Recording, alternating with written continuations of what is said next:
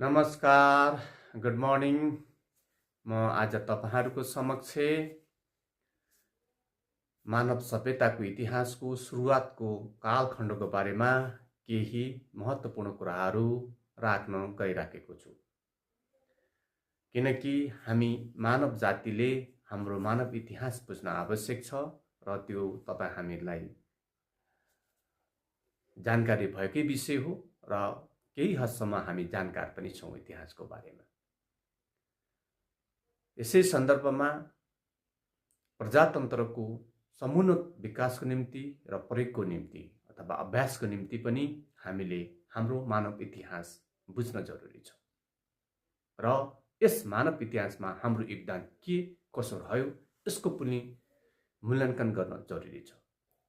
त्यसो भएको हुनाले मानव सभ्यताको इतिहास कहाँबाट र कसरी सुरुवात हुन्छ त्यसको बारेमा आज हामी बुझ्ने प्रयास गर्नेछौं।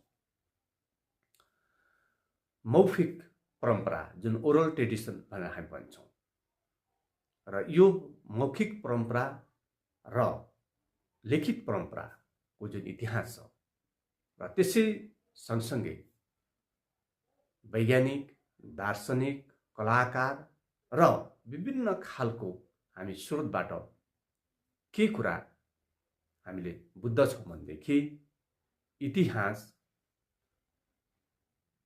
प्री इतिहासबाट सुरु हुन्छ, जसलाई प्राग इतिहास भनेर भनिन्छ नेपालीमा।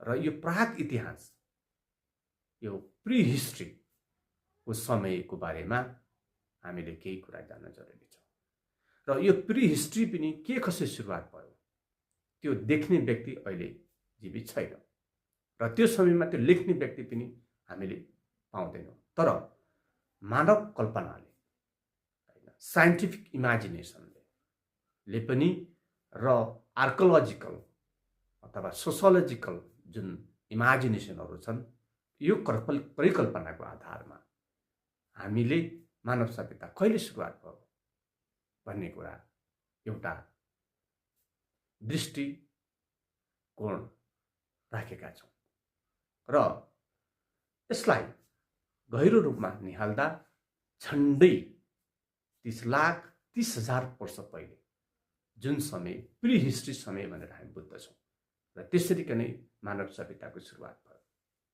र यस सुरुवातको चरणमा मानिसहरू अफ्रिकाबाट चाहिँ